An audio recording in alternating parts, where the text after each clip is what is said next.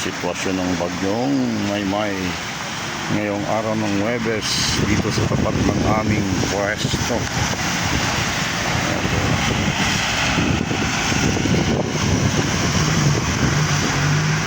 Baha medyo dito sa bandang area ng gitna medyo mababaw.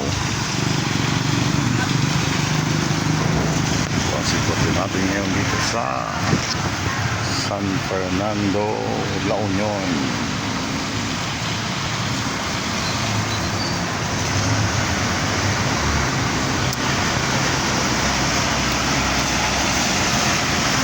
Baliwala yan sa malalaking truck. Pero sa mga motor, huwag kayong gigilid at medyo malalim.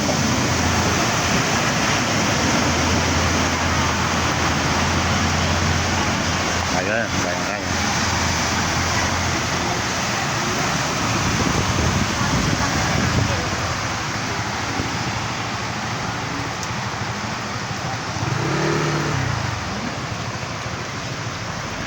Makulimlim ang panahon.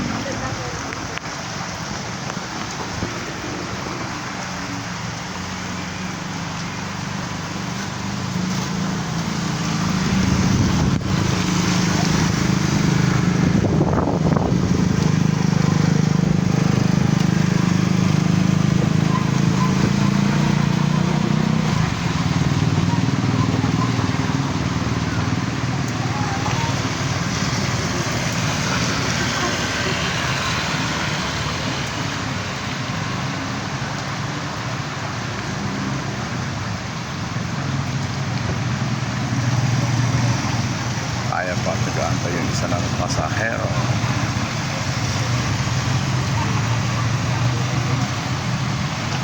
Slow down, slow down, slow down.